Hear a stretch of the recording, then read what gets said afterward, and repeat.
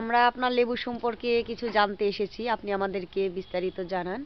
এটা আপনি যে লেবুটার চাষ করছেন, এটা মানে কোন ধরনের লেবু? এটা হলো কলম্বো জাত, কলম্বো লেবু বলে এটা। কলম্বো কলম্বো লেবু। লেবু বলে এটা। আচ্ছা, কলম্বো লেবু এটা আপনি আম, কলমটা কোথা থেকে নিয়ে এসেছেন?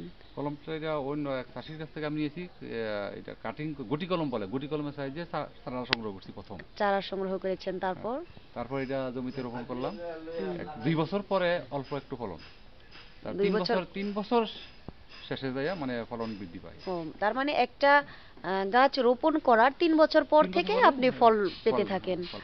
উৎপাদন বাড়ানোর জন্য, বেশি ফলনের জন্য আর কি কি কি করেন? এটা প্রথমত এই সবুজ সার বেশি করে ব্যবহার করতে হয়, রাসায়নিক সবুজ সার সার। কম ব্যবহার করতে হয়। তাহলে এটার ফলনটা ফলন ভালো আপনার থাকে এবং বৃদ্ধি হবে। বৃদ্ধি পায় এবং ফলন ভালো থাকে, ফলন ভালো ভালো থাকে। থাকে, সুস্থ থাকে। আর রোগবালাই কম, অন্যান্য ফলের মতো বা সবজির মতো রোগবালাই কম। বিষ আচ্ছা, কীটনাশক খুব বেশি ব্যবহার করতে হয় না। এটার ভিটামিন জাতীয়, এর ফলন বৃদ্ধির জন্য ভিটামিন জাতীয় কিছু ওষুধ ব্যবহার করা লাগে। ব্যবহার করতে হয়। হ্যাঁ, এমনিতে কোনো পোকামাকড়? পোকামাকড় এটা আক্রমণ হয়, এটা কৃষি সম্প্রসারণ অধিদপ্তরের লোকজন এসে দেখে, তারপরে একটু উপদেশ দেয়। সেই উপদেশ সেই উপদেশ অনুযায়ী মোতাবেক আপনারা আমরা ট্রিটমেন্ট করেন? ট্রিটমেন্ট করি বা এটার পরিচর্যা করি বা ওষুধ আচ্ছা, দিই। লেবুটা প্রথমত আমি লোকাল মার্কেটে বিক্রি করতাম। আচ্ছা। যখন এটা ফলন ভালো হলো এবং মান উন্নত হলো, তখন ওই বিভিন্ন সাপ্লায়াররা এসে আমার এখান থেকে মাল নিয়ে যায়, ঢাকা নিয়ে নিয়ে যায়, যায়। ঢাকা বিদেশ রপ্তানি হতো। মানে 3 বছর পর থেকে আমার মাল বিদেশে যাইতে। গাছের বয়স অনুপাতে এবং রোগ বালাই যদি থাকে তাইলে 1 মাস পরে আচ্ছা, পরে, নাইলে সর্বনিম্ন কতটুকু বয়স থেকে গাছের এটা দেখা দেয় আর কি, রোগ রোগ এটা দেখা দেওয়ার সম্ভাবনা? 1 বছর থেকে শুরু, মানে রোপণের পর থেকে এটা অনেক সময় শুরু হয়। গাছের পাতা আচ্ছা, পাতা রোগ এটা। মানে পোকাগুলো পোকাগুলি পাতা পাতার মাঝে খেয়ে বসে, নেয়। হ্যাঁ, পাতার মাঝে বসে।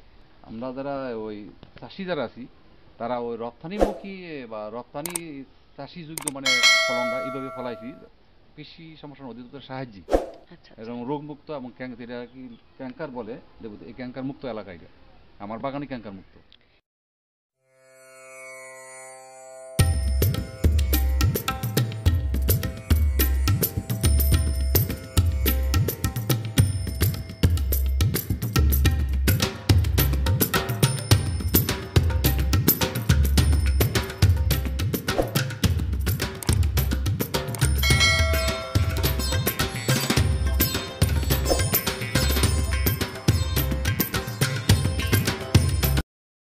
এটার উপর এখানে নির্ভর করে পার পিস আপনার কত। টোটাল লেবু বাগানটা কতখানি জমির উপর?